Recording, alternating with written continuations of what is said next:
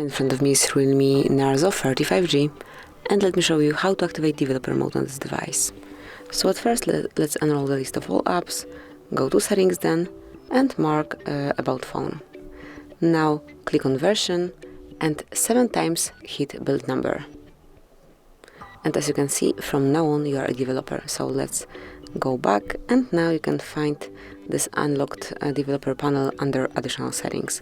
Just click to open, and now you can use all the features, all the options presented here. So if you'd like to activate something, just use the switcher, and then you can turn it off the same way.